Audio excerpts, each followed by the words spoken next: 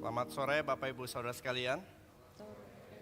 Kita bersyukur ini adalah minggu yang terakhir di tahun 2024 dan kita akan segera memasuki 2025 dan kita sudah membahas daripada kitab Roma oleh Pendeta Ivan maupun juga kitab Exodus ya.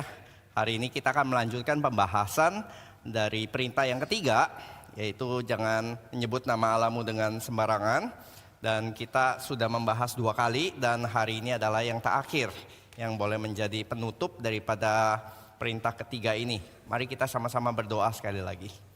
Bapa dalam surga, kami bersyukur ya Tuhan untuk kesetiaan Tuhan, untuk kebaikan Tuhan, untuk penyertaan Tuhan dan berkat-berkat-Mu sepanjang tahun ini ya Tuhan.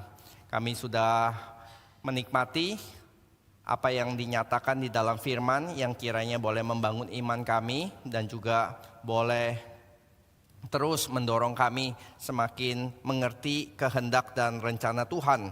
Kiranya Tuhan yang pakai perenungan firman dari minggu demi minggu boleh mengakarkan iman kami dan juga menumbuhkan perbuatan-perbuatan baik maupun juga cinta kasih sebagai buah-buah yang menyebar kepada orang-orang di sekitar kami. Terima kasih ya Bapak, kiranya nama Tuhan boleh ditinggikan di setiap kali firman dinyatakan di dalam mimbar ini. Di dalam nama Tuhan Yesus kami berdoa dan bersyukur. Amin.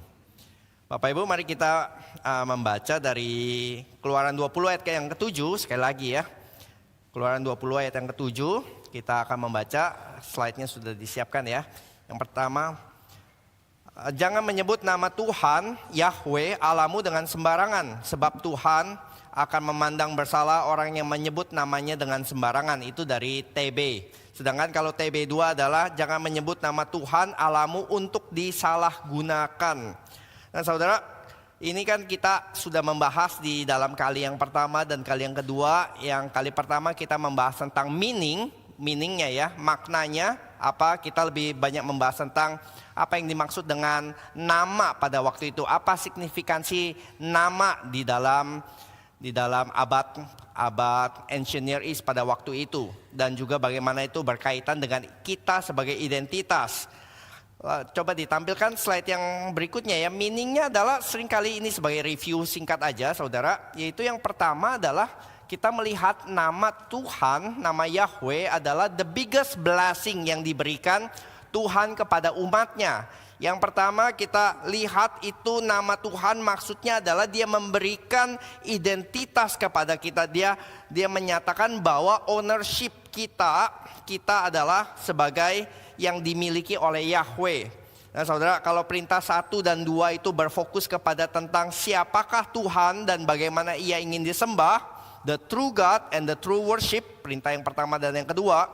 Perintah yang ketiga ini adalah tentang nama Tuhan, tentang His name, tapi juga sekaligus sangat berkaitan dengan our identity. His name dan our identity itu sebenarnya sangat-sangat berkaitan erat gitu ya, identitas kita sebagai miliknya.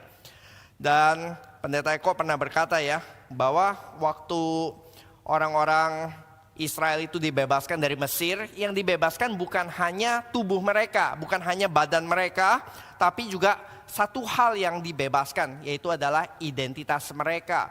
Mereka sudah jadi budak selama 400 tahun, mereka sudah diindoktrinasi terus-menerus, kamu tuh budak, kamu itu milik Firaun yang boleh diapapun, boleh dipaksa kerja, boleh dicambuk, bahkan boleh dibunuh, karena kamu milik Firaun. Tapi setelah mereka dibebaskan, berkat terbesar yang diberikan bukan hanya kebebasan mereka sekarang bebas makan, bebas pergi, tapi juga bebas untuk berpikir bahwa mereka sekarang adalah milik Tuhan. Mereka sudah disertai oleh Tuhan. Tapi saudara, ketika mereka lihat ke belakang, mereka melihat 10 tulah yang luar biasa spektakuler sudah lewat di belakang. Nah saudara, kita juga mungkin bisa lihat ya, sepanjang 2024 mungkin ada penyertaan Tuhan yang spektakuler di belakang, mendapatkan pekerjaan yang baru, menikah, ataupun juga hal-hal yang lain gitu, yang dicari-cari orang, kesuksesan. Tetapi saudara, itu yang dicari orang di belakang itu adalah gejala-gejala penyertaan Tuhan seperti 10 tulah. Tapi yang terus menerus menyertai kita sepanjang jalan, sepanjang zaman adalah penyertaan Tuhan yang Tuhan berikan lewat namanya. Kita sudah membahas selama 2 minggu ini, nama begitu penting ya. Nama pada waktu itu mensignifikansi siapa pemiliknya. Maka ketika Goliat bertarung melawan Daud, dikatakan Daud berkata, ya Goliat, kamu membawa tombak, kamu membawa tameng, tapi aku datang dengan membawa nama Tuhan. Ini saudara ya, bahwa Daud berperang bukan dengan membawa perlengkapan atau senjata yang mutakhir yang bisa menandingi senjatanya Goliat, tapi dia datang dengan membawa nama Tuhan. Bahwa saya punya seseorang, saya punya backing yang lebih besar yang akan protect, yang akan melindungi dan yang akan memberikan kemenangan. Saya tidak tahu apa sepanjang 2024 ini hidup kita ditandai dengan kekalahan atau kemenangan. Tetapi biarlah kita juga boleh mengingat seperti nama Daud gitu ya. Mungkin seringkali lawan begitu besar, tapi mari kita datang dengan membawa nama Tuhan, dan di situ ada kemenangan yang harusnya kita bisa raih, karena Tuhan adalah nama yang memberikan penyertaan, yang memberikan kemenangan dan yang memberikan pertolongan. Saudara, nama Tuhan dikatakan adalah the name of God is the most precious and the most powerful thing a church have. Aset terbesar dari gereja bukan gedungnya, bukan depositonya. Aset terbesar dari gereja adalah nama Tuhan. Ketika nama Tuhan sudah tidak diberitakan lagi, sudah tidak dikabarkan lagi, sudah tidak dijelaskan di dalam firman, maka gereja itu kita bisa berkata itu bukan lagi gereja. It is a dying church. Itu adalah perkumpulan sosial yang sudah tidak bisa disebut sebagai gereja. Karena esensi dari gereja adalah nama Tuhan, kuasa Tuhan, penyertaan Tuhan. Petrus ketika melihat orang lumpuh di gerbang suci, tolong aku, tolong. Lalu tergerak, lalu Petrus berkata, demi nama Yesus Kristus orang Nazaret itu berjalanlah.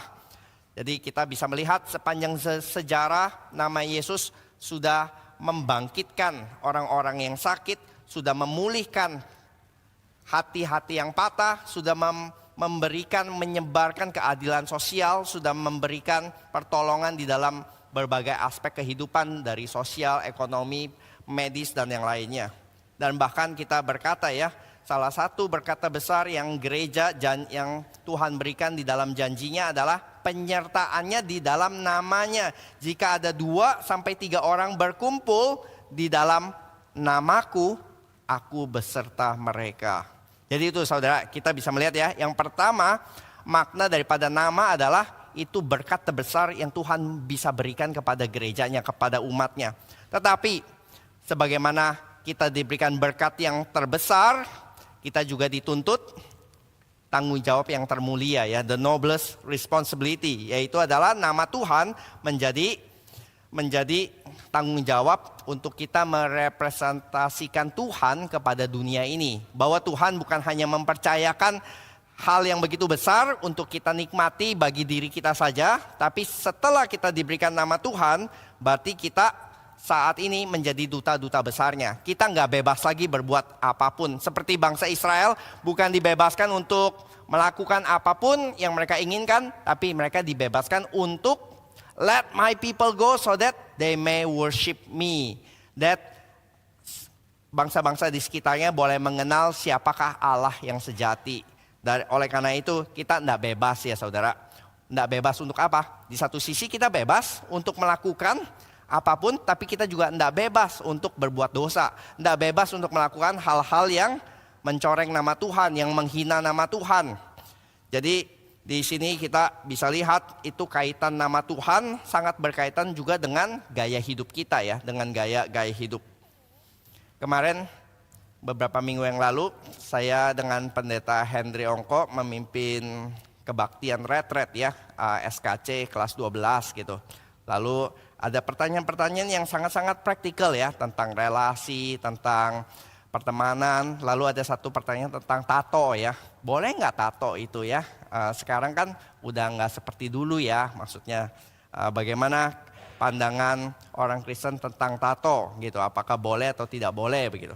Saya lupa Pak Hendri waktu itu menjawab apa, tapi hari ini ya ketika kita membahas di sini ada satu ayat yang sangat berkaitan dengan perintah yang ketiga. Bahwa urusan tato itu juga ternyata sangat berkaitan dengan nama Tuhan ya. Dikatakan demikian saudara di dalam Ulangan, "You are the children of the Lord your God. Do not cut yourself or shave the front of your heads to the dead, for you are a people holy to the Lord your God.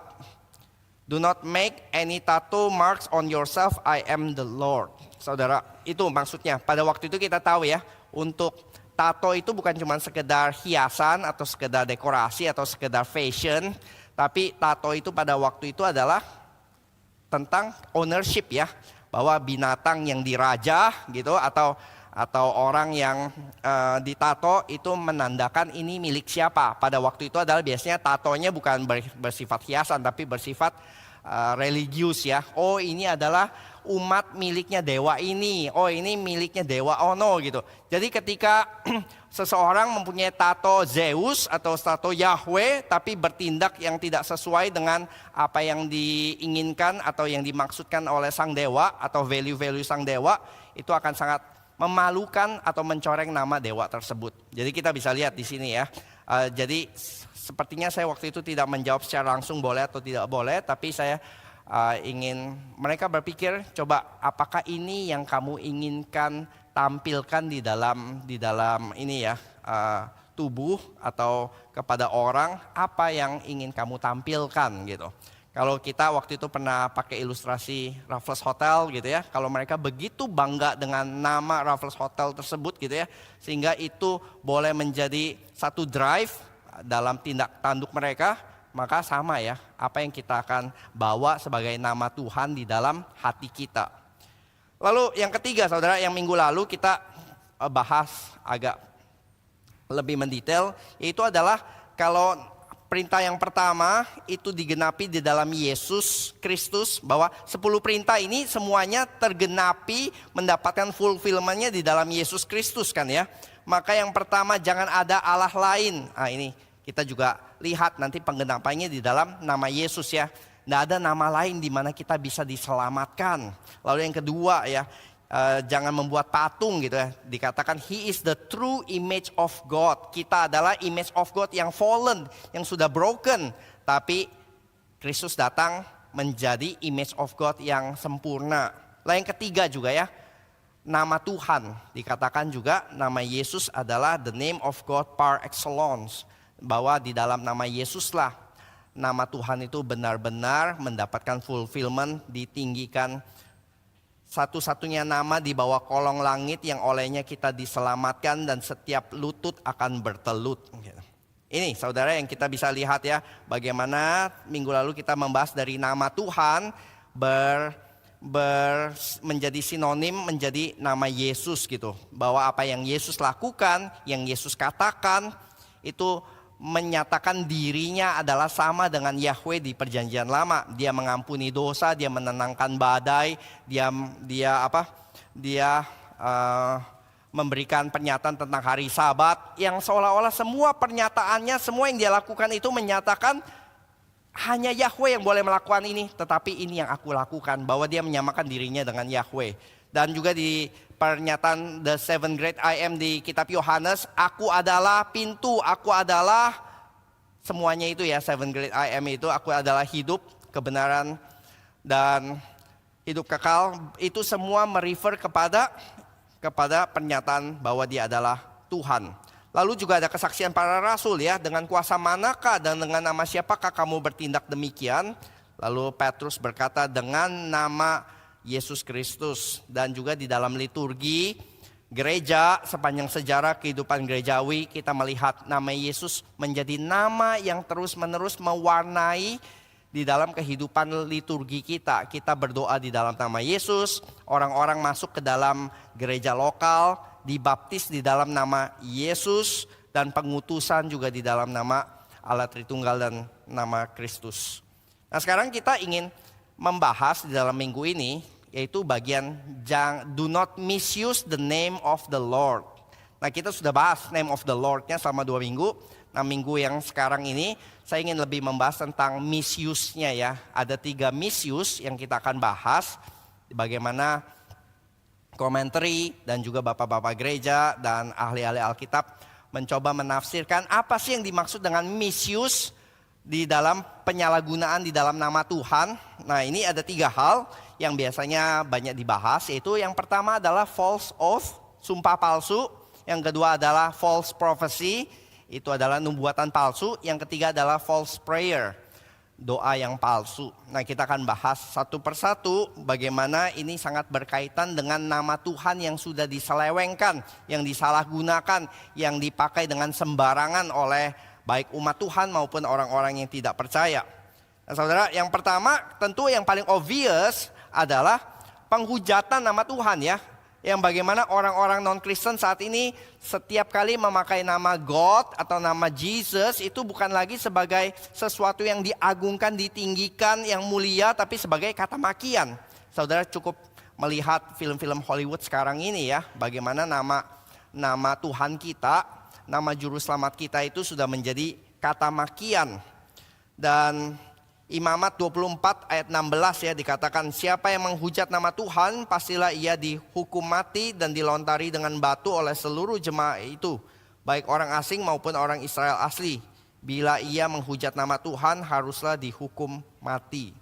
Saudara, di dalam Old Testament perjanjian lama, hukuman mati itu mencakup beberapa pelanggaran hukum ya. Misalnya tentang murder, tentang pembunuhan, lalu juga tentang idolatry maupun juga adultery, tentang penyelewengan atau penyembahan kepada dewa asing, itu semua hukumannya adalah hukuman mati.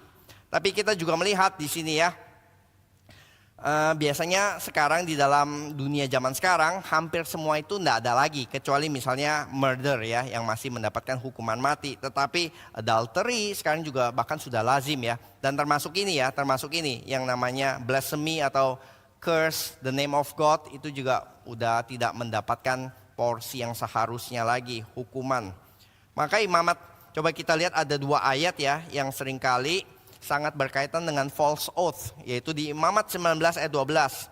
Janganlah kamu bersumpah dusta demi namaku, supaya kamu jangan melanggar kekudusan nama Allahmu, akulah Yahweh.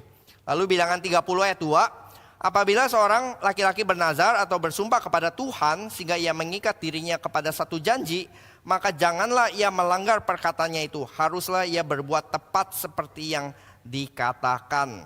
Ya saudara, ini kita sedang membahas tentang sumpah palsu. Mungkin kita sebagai orang Kristen kita tidak menghujat, tapi seringkali ini yang bisa menjadi pelanggaran bagi umat Tuhan, yaitu false oath ya, sumpah palsu. Di Matius 5 ayat 33 ini yang Yesus katakan ya saudara. Coba kita lihat terlebih dahulu.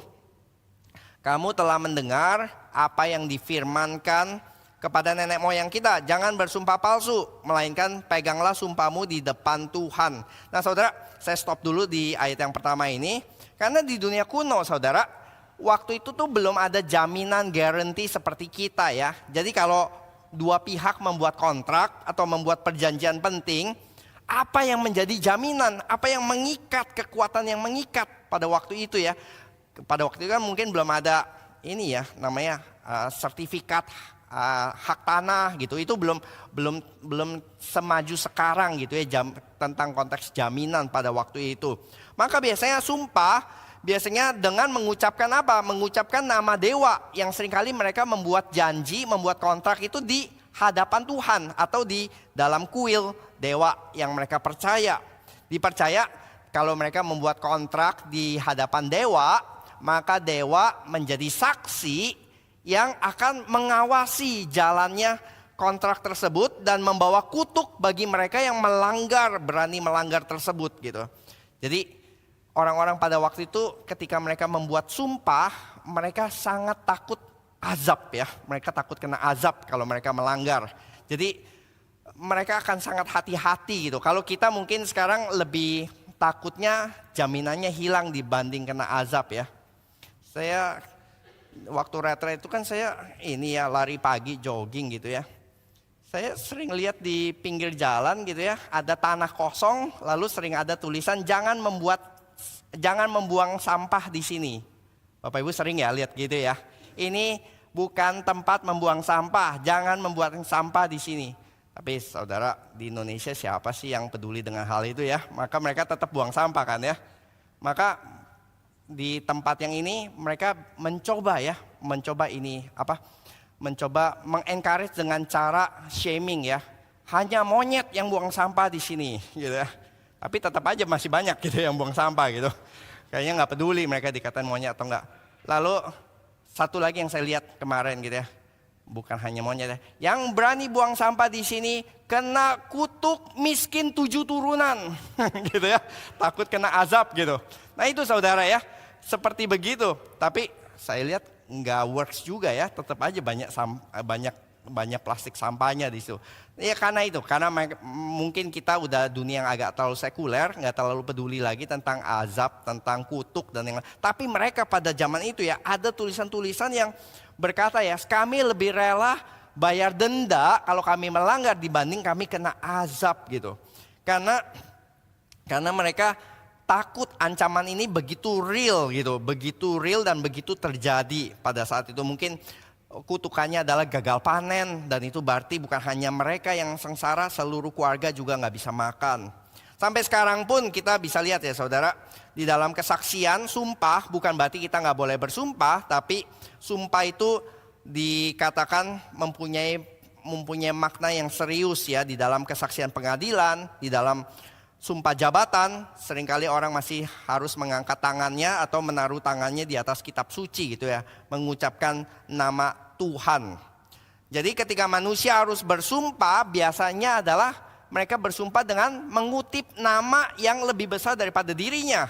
Karena ya mereka harus memberikan jaminan yang lebih besar dari sekedar dirinya, maka mereka memohon Tuhan sebagai saksi atas ucapan kata-katanya. Jadi kalau kita sudah ngerti konteks pada zaman itu bahwa Tuhan sedang diundang sebagai saksi, dan coba kita lihat sekali lagi di Matius 5 ya. Kamu telah mendengar apa yang difirmankan kepada nenek moyang kita, jangan bersumpah palsu, melainkan peganglah sumpahmu di depan Tuhan. Tapi aku berkata kepadamu, janganlah sekali-kali bersumpah baik demi langit, karena langit adalah tahta Allah, maupun demi bumi, karena bumi adalah tumpuan kakinya, ataupun demi Yerusalem, karena Yerusalem adalah kota raja besar. Janganlah juga engkau bersumpah demi kepalamu, karena engkau tidak berkuasa memutihkan ataupun menghitamkan sehelai rambut pun. Jika ya, hendaklah kamu katakan ya, jika tidak, hendaklah kamu katakan tidak. Apa yang lebih daripada itu berasal dari si jahat. Saudara, konteksnya adalah ini ya, kita tahu ya. Orang Yahudi sangat hati-hati untuk tidak melanggar perintah yang ketiga. Misuse the name of the Lord, Yahweh. Maka ketika mereka bersumpah, mereka sangat takut. Kalau mereka melanggar, mereka kena hukuman Tuhan. Oleh karena itu mereka, orang-orang Yahudi berusaha menghindari menggunakan nama Tuhan supaya tidak melanggar perintah yang ketiga ini. Dan orang-orang Farisi, konteksnya pada zaman Tuhan Yesus, mereka sudah mengembangkan praktek-praktek pada waktu itu supaya nggak pakai nama Tuhan, tapi tetap harus bersumpah yang serius gitu ya atas nama sesuatu. Maka mereka mengganti demi nama apa tadi dikatakan, demi nama langit, demi bumi, demi Yerusalem, bahkan demi kepala mereka sendiri. Nah, kalau konteks modernnya mungkin sekarang gini ya, ayo deh gue pinjam hutang deh. Jaminannya apa? Demi Gusti aku gak mungkin bohong. Nah itu kan udah mengucapkan nama Tuhan ya. Tapi kalau orangnya udahlah jangan sebut-sebut nama Tuhan lah, gue gak percaya lu. Ya deh biar langit runtuh kalau dua gak balikin utang lu gitu ya. Jaminannya apa? Kepala gue deh. Kalau gue gak bayar hutang, kepala ini boleh lu ambil deh. Nah kayak gitu kira-kira saudara ya. Tapi pada waktu itu supaya mereka tidak mengucapkan nama Tuhan dan supaya mereka tidak melanggar perintah ketiga ini, maka mereka menggantikan dengan hal-hal tadi. Dan Tuhan Yesus bilang, sumpah yang menyebut langit, bumi, Yerusalem, bahkan rambut kepala seseorang, itu tetap sumpah yang buntut-buntutnya merujuk kepada Allah. Kenapa? Ya tadi Tuhan Yesus sudah menjelaskan, karena langit adalah milik Tuhan. Tahta Allah, bumi adalah tumpuan kakinya, Yerusalem adalah kotanya, kepalanya juga adalah milik milikmu. Jadi otoritas Allah itu bersifat universal atas semua ciptaannya. Jadi kamu bersumpah baik secara langsung kepada nama Tuhan ataupun secara tidak langsung kepada bumi dan yang lain-lainnya. Itu juga adalah tahta Allah. Semua sumpah mengikat dan tidak dapat dibatalkan. Kira-kira itu yang Yesus katakan. Intinya sumpah itu kan janji untuk berkata kebenaran dan juga untuk melakukan yang benar. Oke, aku pinjam, aku balikin minggu depan. Benar ya? Benar, aku sumpah. Nah itu kan berarti dia berkata yang benar, dia berjanji akan berkata yang benar, dia berjanji akan melakukan yang benar. Saudara, jadi Tuhan Yesus berkata, ya katakan ya, tidak katakan tidak. Jadi kalau orang mau melakukan sesuatu tapi nggak ada intensi untuk mengembalikan atau nggak ada intensi untuk menepati, sebaiknya jangan bersumpah. Bukan berarti nggak boleh sumpah. Sama seperti kita udah bahas ya. Bukan berarti perintah ketiga ini nggak boleh sebut nama Yahweh. Karena Alkitab mencatat nama Yahweh 7.000 kali. Yang diatur itu bukan nggak boleh sebut namanya. Tapi nggak boleh misuse-nya gitu ya. Ini yang sedang diatur, misuse-nya.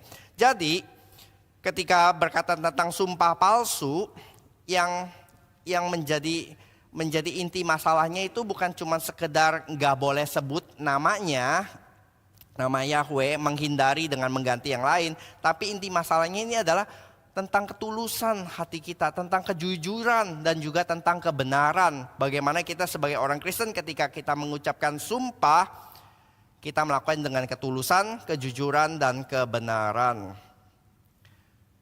Saudara, apakah kita sepanjang 2024 ini sudah pernah mengucapkan sumpah atau berikrar sesuatu ya yang kita belum tepati? Nah di akhir tahun ini boleh menjadi sesuatu yang merimain kita bagaimana kita fulfill.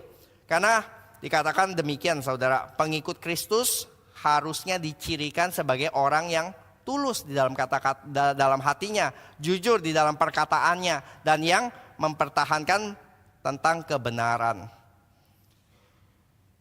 Saya mendapati ya, kalau saya bicara dengan anak muda generasi sekarang, seringkali ya saudara, mau bicara sesuatu harus ada embel-embel. To be honest ya kok, gua kemarin ngomong begini sama dia gitu ya. Ya abis ngomong-ngomong, jujur ya kok, gua sih sebenarnya nggak setuju dengan itu. Terus setiap berapa menit lagi nanti ada jujur li kok, gue nggak suka dengan ini dan itu gitu ya. Ya kita mau pergi ke situ tapi to be honest ya kok, gue sih nggak setuju, gue nggak suka. Gini, saya hitungin ya, to be honest, ngomong jujur li gitu ya. Berapa banyak gitu ya di dalam percakapan kita gitu. Nah saudara, tentu kita nggak bisa lepas dari budaya ya. Budaya sekarang kita anak muda itu kata-kata demikian itu mungkin adalah tren bahasa anak muda yang seakan-akan menekankan authenticity ya, transparansi. Ini yang saya nyatakan gitu. Tapi nggak bisa enggak saudara, kalau kita terus bicara demikian terus menerus ya, saya wondering sih, kalau ini to be honest berarti 9 kalimat sebelumnya itu nggak honest atau apa ya gitu ya. Kenapa harus ditekankan ini yang honest gitu ya, yang lainnya enggak gitu. Bukankah sebenarnya ya kita kalau orang Kristen yang benar-benar honest di dalam setiap perkataan kita dan transparent, tulus gitu, nggak perlu to be honest kan ya, nggak perlu sampai kita harus menekankan ini nih yang honest banget gitu ya, ini yang jujur ya gitu ya. Sedangkan yang lain bisa jujur bisa enggak gitu. Itu impresi yang bisa didapat ya dari orang yang terus-menerus mendengar to be honest ya, to be honest ya, to be honest ya. Are you honest now? Saya udah mau iseng gitu ya. Are you honest now? Awal tahun dikatakan adalah masa di mana kita sering membuat nazar ya. Membuat New Year resolution. Di detik.com ada satu survei katanya di Amerika 45% orang Amerika membuat resolusi awal tahun. Tetapi hanya 8% yang menepatinya gitu. Ya jadi memang nanti ada dua respon, ada yang ya oke, saya tetap mau bertumbuh, saya tetap mau growing gitu ya. Saya mau berjanji bertumbuh ini dan itu, melakukan ini dan itu di tahun mendatang, gitu. Atau stop melakukan ini dan itu di tahun yang mendatang. Tapi ada yang skeptis juga, udahlah nggak usah gitu. Tapi kita mungkin penting ya membahas sedikit tentang nazar di dalam Alkitab, saudara. Bahwa nazar itu bukan sesuatu yang remeh, tapi sesuatu yang penting di dalam Alkitab. Dikatakan, dan kita melihat beberapa contoh-contoh juga nanti di mana orang-orang itu mengucapkan nazar. Dan Tuhan bahkan mengatur tentang nazar ya. Dikatakan bilangan 30 tadi ayat 2. Apabila seorang laki-laki bernazar kepada Tuhan, janganlah ia melanggar perkataannya. Jadi saudara, bernazar itu menunjukkan penghormatan kepada Tuhan dan kepercayaan bahwa dia berdaulat. Gitu ya. Kita mungkin menghadapi satu situasi yang susah banget, lalu kita bernazar ya. Oh Tuhan, kalau Engkau memberikan anak kepadaku, aku akan memberikannya kepada Engkau. Itu nazarnya Hana gitu. Nah berarti apa? Dia percaya Tuhan berdaulat dan Tuhan berkuasa bisa memberikan gitu. Kecuali kalau kita tidak percaya. Berarti nazar adalah salah satu tindakan yang menyatakan kepercayaan bahwa Tuhan berdaulat dan mampu berkuasa. Demikian juga nazar adalah ungkapan iman ya. Ungkapan iman, permohonan, pertolongan daripada Tuhan. Tindakan iman, penyerahan diri. Bahwa kalau Tuhan berkenan, maka ini yang saya akan serahkan gitu ya. Saya beriman, saya akan melakukan ini dan itu. Dan betul, nantinya saudara, ada satu hal yang diuji juga di dalam nazar, yaitu apa? Integritas. Ketika Tuhan sudah fulfill, ketika Tuhan sudah memberikan nazarnya, apakah orang itu akan tetap menepati nazarnya? Atau justru putar balik ya, atau justru mengingkari. Jadi kita bisa lihat, nazar itu adalah ekspresi iman. Maka karena sifatnya sakral dan diatur oleh Alkitab jangan sembarangan, maka kita harus ketika bernazar nanti membuat New Year resolution ya saudara. Ya kita harus berbijaksana, bertanggung jawab, berhati-hati dalam membuat dan menepati nazarnya. Karena Alkitab juga mencatat contoh-contoh orang yang sembrono ya. Yaitu Saul ya, dikatakan Saul membuat nazar yang membuat tentaranya sengsara. Lalu juga ada satu contoh yang mungkin paling terkenal, Yefta ya, berkata kalau aku menang melawan musuhku, nanti yang pertama keluar dari rumah itu yang akan kupersembahkan. Dia mungkin tidak mikir di dalam dengan hati-hati secara seksama gitu. Dan ini yang kita bisa lihat, kita seringkali melihat itu sebagai nazar yang tidak calculated atau yang sembrono. Tapi saudara, orang yang bernazar di Alkitab dan menepatinya menjadi contoh yang baik. Tadi kita sudah sebut Hana ya. Dia bernazar kepada Allah, kalau diberi seorang anak laki-laki dia akan menyerahkannya untuk melayani Tuhan sepanjang hidupnya. Maka penting saudara untuk kita ya kalau ingin membuat New Year resolution bukan sekedar mengikuti tren, tapi benar-benar kita menggumulinya dan benar-benar minta kekuatan daripada Tuhan untuk kita bisa menjalaninya dan juga menepatinya sepanjang tahun. Jadi bukan New Year resolution, bukan sekedar ya udah memang ini waktunya ya di awal tahun, kayaknya new beginning, kita pengen sesuatu, kita mau lebih rajin baca Alkitab, ada program baca Alkitab setahun, kita mau lebih melayani, lebih rajin olahraga, lebih hidup sehat. Tapi yang penting saudara, sepertinya bukan cuman mood awal tahun gitu. Karena saya pernah bilang kan ya, program Alkitab baca setahun biasanya pupus di bulan Maret ya. Ketika Kejadian masih seru, Exodus masih seru, bulan Maret itu udah masuk ke imamat tuh ya. Mulai apa sih ini, kambing, domba, ini apa sih gitu ya. Mulai luntur-luntur, sibuk-sibuk gitu, apalagi mulai harus bayar pajak, bikin pajak gitu. Akhirnya udah mulai ini deh. Nah, saudara, mungkin kita perlu sedikit lebih praktikal sedikit ya. Kalau kita ingin komit sesuatu di tahun 2025, saudara misalnya punya kerinduan hati ingin melayani gitu ya. Nggak cukup ya cuman punya ideal goal yang begitu abstrak, yang begitu kabur, bayang-bayang, melayani apa gitu. Mungkin ini yang perlu lebih jelas di dalam choir kah, atau di dalam sekolah minggu, atau di dalam apa, dan bagaimana saudara punya plan untuk going into that. Kita hamba-hamba Tuhan pusat kan sedang ini ya. Yang kemarin saudara lihat yang katekisasi. Sebelum katekisasi mereka kan diinterview oleh kita para hamba Tuhan gitu ya. Lalu kita interview mereka dan seringkali saya tanya ya. Jadi nanti plannya apa setelah dibaptis menjadi warga gereja. Kamu bagaimana bisa menjadi orang yang melayani di dalam gereja dan bukan cuma sekedar orang yang sekedar datang gitu. Oh iya Pak, saya pengen pelayanan Pak. Pelayanan apa? Juga belum tahu Pak. Loh, jadi coba kalau gitu saya kasih waktu, kamu pikir kamu mau pelayanan apa?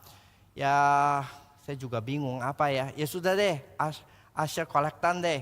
Oke, mau mulai kapan?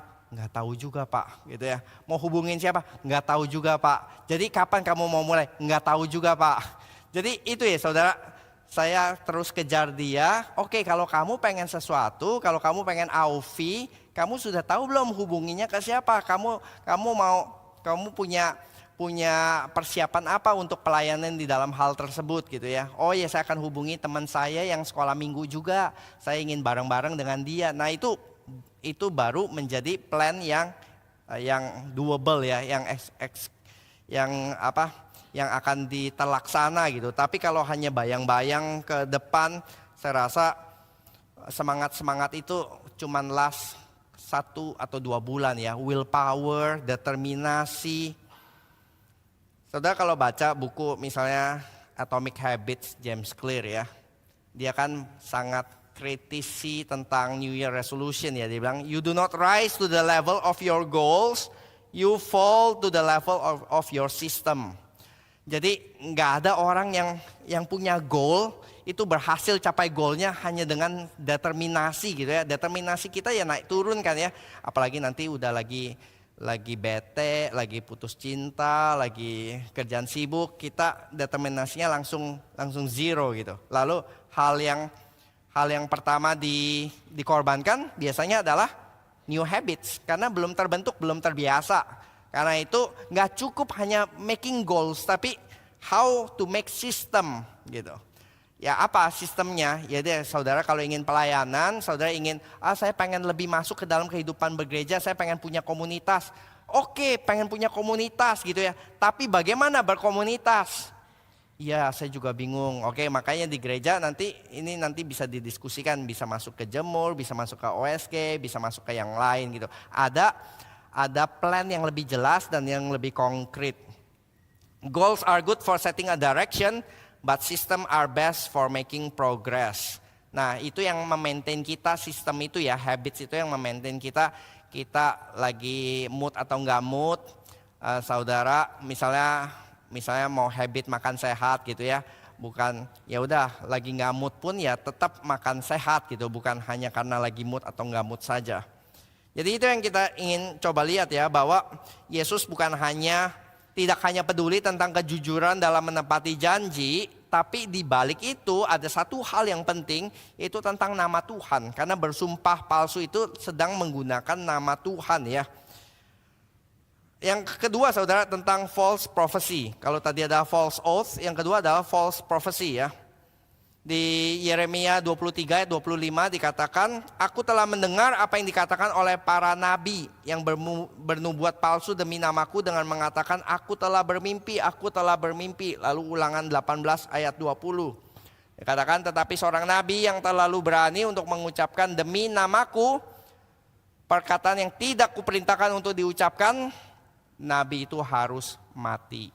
Nah saudara, kita melihat ini adalah hukuman yang sangat serius kepada nabi palsu ya.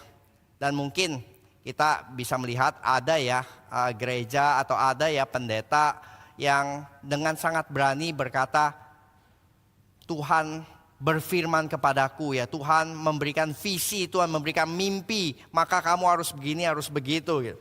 Ya, saudara, ini yang kita mungkin saudara nggak akan terlalu dapati terlalu begitu terang-terangan di dalam mimbar Gary, karena kita nggak percaya Tuhan berbicara secara langsung lewat mimpi, lewat visi, tapi Tuhan sekarang berfirman lewat firman-Nya, lewat Alkitab gitu ya. Tapi bukan berarti kita nggak bisa melanggar di dalam perintah ketiga ini. Bisa saja dengan cara yang lebih halus atau cara yang lebih subtle ya saudara ya. Orang-orang reform atau orang-orang injili atau gereja-gereja yang konservatif gitu ya, mungkin akan nggak berkata Tuhan berdiri di sebelahku membisikkan kamu harus nikah dengan sebelahmu. Coba lihat sebelahmu, itulah jodohmu sekarang. Enggak saudara. Mungkin dalam gereja Gary nggak ada yang begituan gitu ya. Tetapi mungkin saudara juga bisa melihat ya, ada orang-orang di dalam gereja yang mungkin berkata dengan terlalu gampang berkata ini kehendak Tuhan. Atau kalau dalam bahasa reform ini kedaulatan Tuhan. Kita harus melakukan ini dan itu karena ini kedaulatan Tuhan. Misal kalau saya tanya seseorang di katekisasi gitu ya, kamu kerja ini kenapa? Oh saya jelas ini kedaulatan Tuhan. Tuhan pimpin ke arah sini. Terus 3 bulan kemudian ganti pekerjaan. Kenapa? Karena bete, bosen dan ini. Lo katanya kehendak Tuhan. Iya Tuhan pimpin ke ladang yang baru gitu ya. Tuhan sudah hukum itu bos yang toksik kemarin itu ya. Oh berarti kehendak Tuhan hanya untuk 3 bulan ya gitu ya. Tuhan pimpin lagi gitu. Karena itu ya mungkin kita terlalu gampang ya saudara untuk berkata kehendak Tuhan, kedaulatan Tuhan dengan begitu gampangnya. Memang kita nggak pakai mimpi, nggak pakai vision, tapi sekarang kita melakukan hal yang sama dengan mengutip-ngutip kedaulatan Tuhan, kehendak Tuhan, nama Tuhan. Memang benar mungkin ada pimpinan inner leading of the Holy Spirit gitu ya. Tapi kita juga dituntut untuk pakai wisdom kita ya saudara. Maka ketika kita klaim otoritas surgawi yang mutlak untuk rencana dan keputusan manusia, ini tetap bisa menjadi pelanggaran yang mengatasnamakan Tuhan. Gak peduli seberapa tulus dan baiknya keputusan tersebut. Contohnya adalah ketika Nathan dikoreksi Tuhan ya. Ketika Daud berkata ya, oh aku ingin bangun bait Allah bagi Tuhan. Masakan istanaku besar gitu ya. Lalu Nathan langsung berkata, bagus rencanamu itu ya, Tuhan pasti memberkati. Malam itu juga Tuhan menampakkan diri kepada Nathan dan berkata, bilang kepada Daud, bukan kamu yang akan bangun, anakmu Salomo yang akan bangun karena tanganmu penuh darah. Jadi harus anakmu Shalom yang damai sejahtera itu yang akan membangun baitku. Jadi di sini kita bisa lihat ya, padahal Daud mungkin motivasinya sangat baik, sangat murni gitu, mau bangun sesuatu yang bagus, bukan mau bangun kuil Asytoret kan, mau bangun bait Allah loh. Tapi tetap ya saudara, belum tentu Tuhan yang berkenan, belum tentu Tuhan berkenan. Dia mungkin ada rencana lain, dia mungkin gak pakai kamu gitu ya, belum tentu sejalan dengan rencana Tuhan. Oh ini pasti kalau kita mau bangun gereja, kalau kita mau dirikan sekolah, udah pasti sesuai.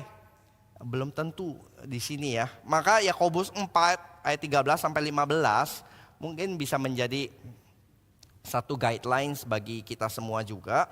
Dikatakan demikian, jadi sekarang hai kamu yang berkata hari ini atau besok kami berangkat ke kota Anu dan di sana kami akan tinggal setahun dan berdagang serta mendapat untung.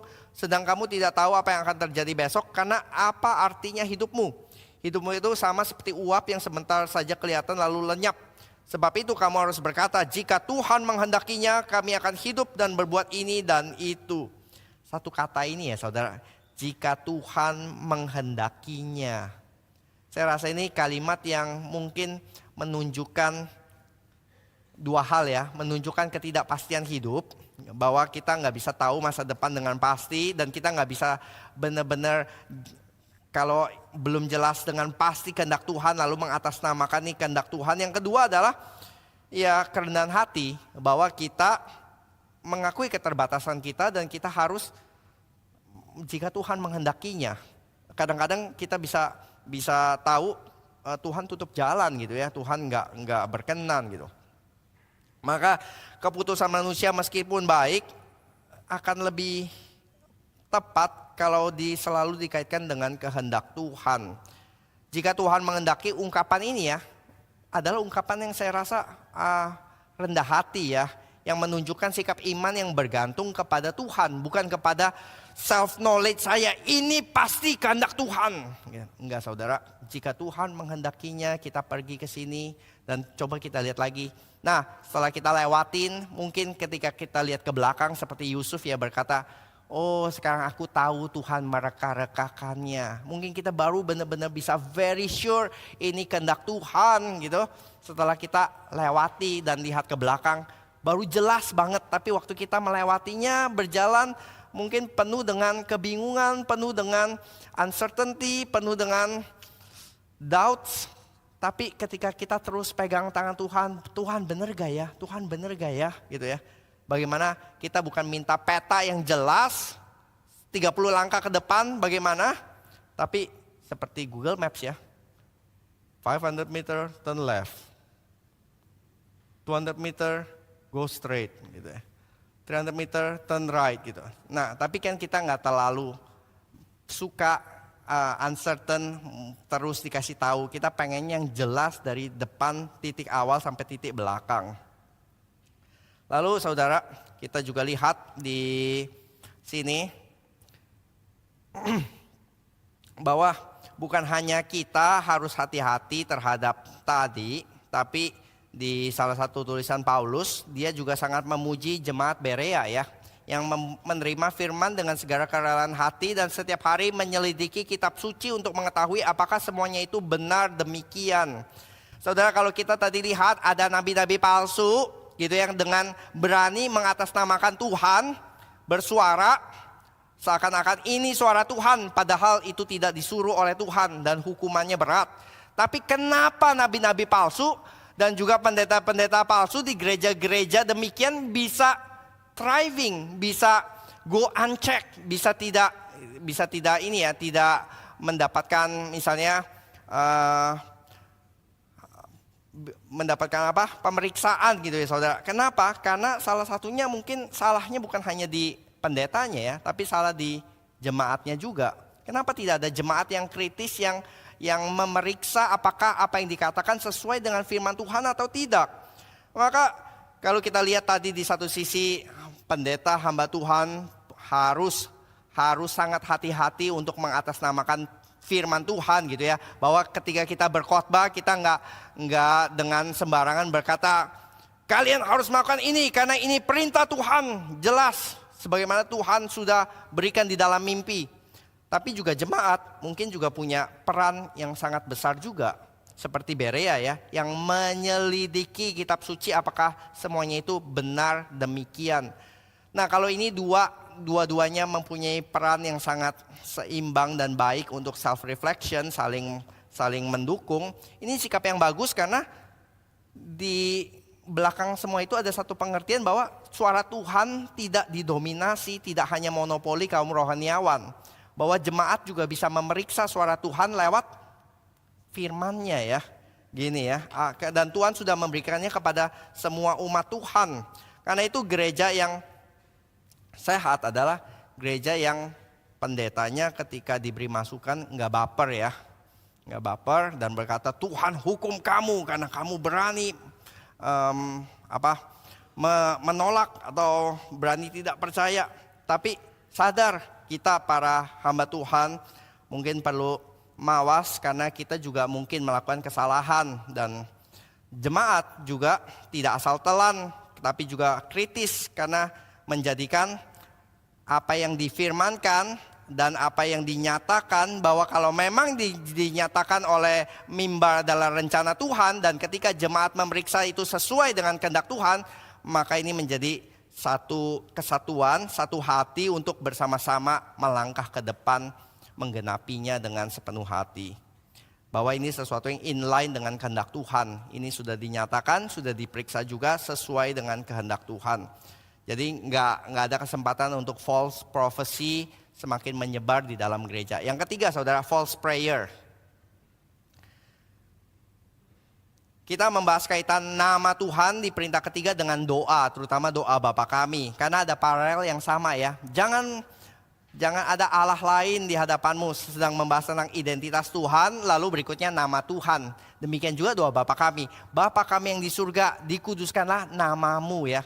Jadi identitas Tuhan, berikutnya adalah nama Tuhan. Dan irisan dari kedua hal ini, 10 perintah dan juga doa Bapa kami, hanya di satu hal ya, tentang nama Tuhan. Doa Bapa kami tidak mengatur tentang perzinahan, tidak mengatur tentang sabat, tapi mengatur tentang nama Tuhan.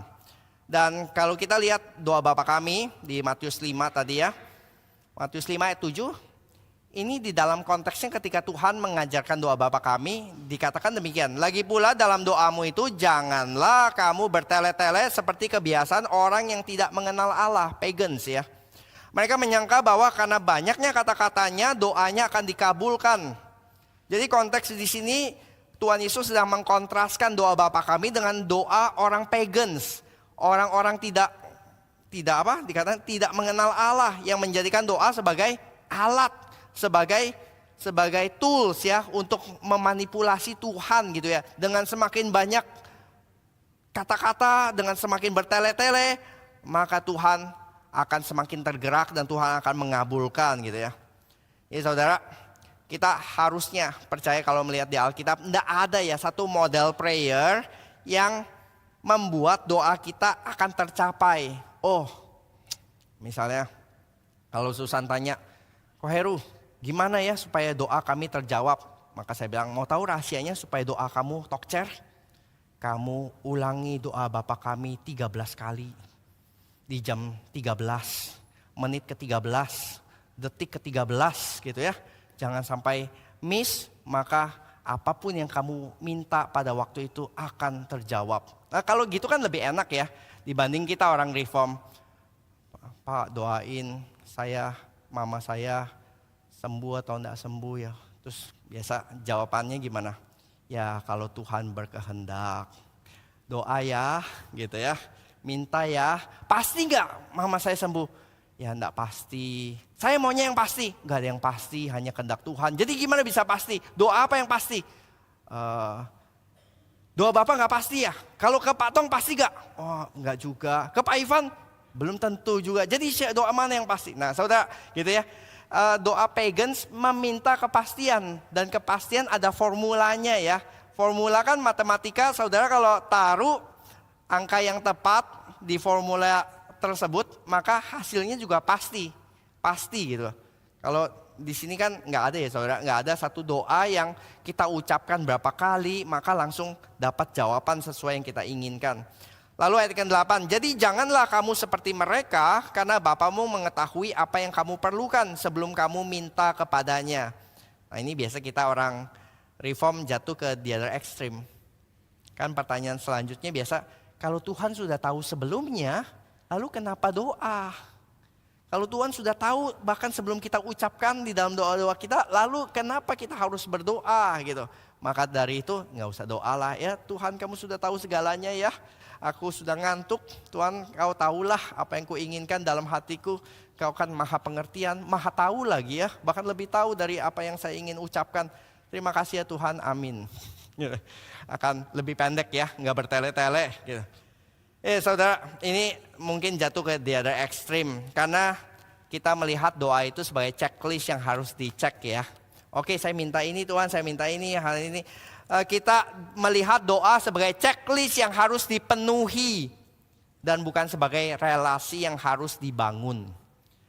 Padahal ketika Tuhan mengajar di dalam doa Bapa kami, hal pertama yang diajar adalah tentang relasi. Doa Bapa kami dimulai dengan Bapa kami yang di surga, dikuduskanlah namamu. Karena itu doa bukan cuma sekedar request, tapi doa adalah relasi. Saya percaya kita semua parents yang udah tahu gelagat anak kita ya. Gitu, tiba-tiba baik cuci piring. Padahal sebelumnya gak pernah cuci piring gitu.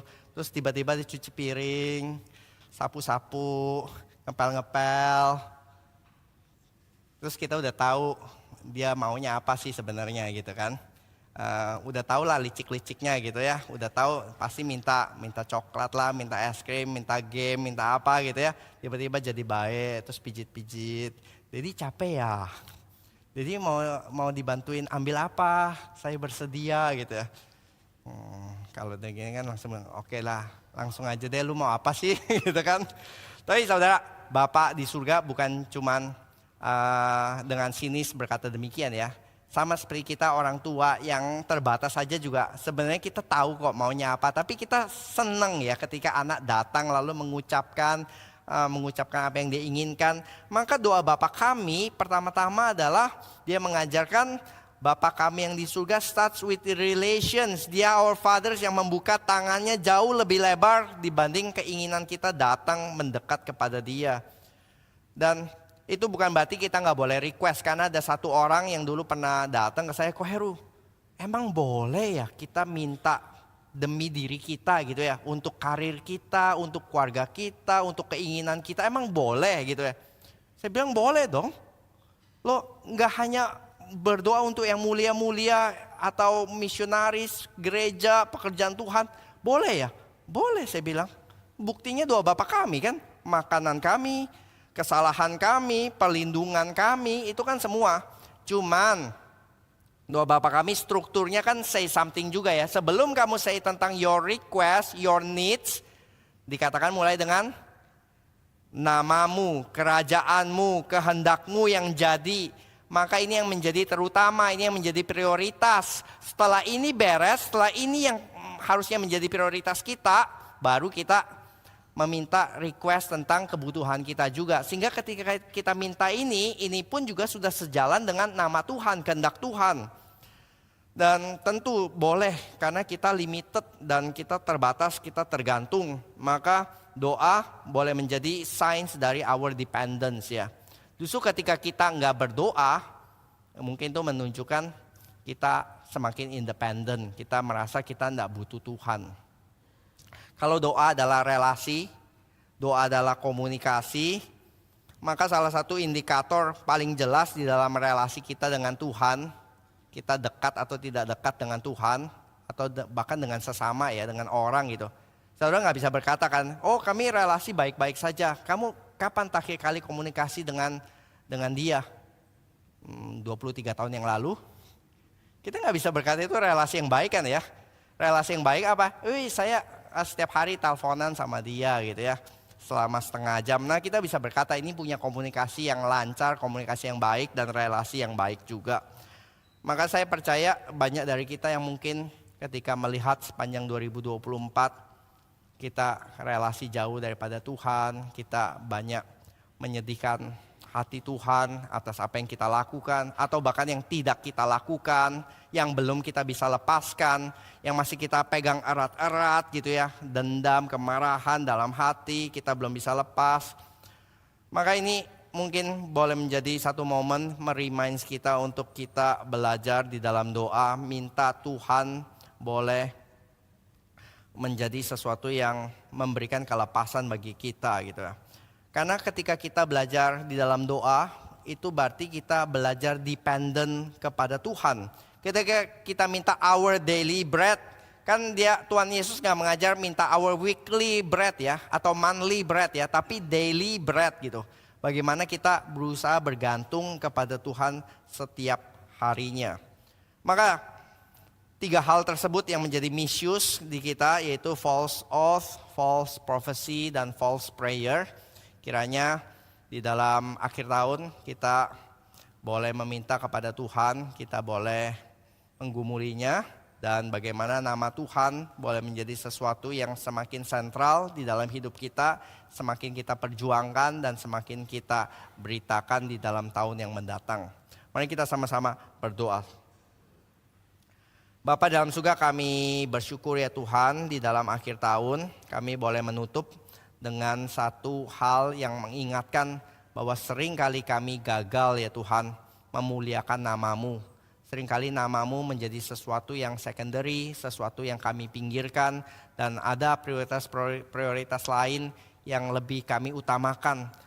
Banyak dari kami yang lebih fokus untuk membangun nama pribadi kami ya Tuhan, membangun hidup kami ya Tuhan, kesuksesan membangun kejayaan nama pribadi dibanding kejayaan nama Tuhan. Biar kiranya ya Tuhan kami boleh melihat nama yang agung tersebut boleh menjadi nama yang meresap di dalam kehidupan kami sehari-hari ya Tuhan. Dan seperti Kolose yang mengajarkan kami ya Tuhan, apapun yang kami lakukan di dalam perkataan kami, di dalam perbuatan kami, kiranya kami boleh dengan jujur berkata kami melakukan semuanya di dalam nama Tuhan Yesus sambil mengucap syukur. Dan Tuhan pimpin kami boleh menjadi umat yang dipercayakan nama Tuhan dan kami tidak memalukan nama Tuhan, tetapi justru orang-orang boleh melihat perbuatan kami dan memuliakan nama Tuhan Bapa kami yang di surga. Terima kasih ya Bapa, di dalam nama Tuhan Yesus kami berdoa dan bersyukur. Amin.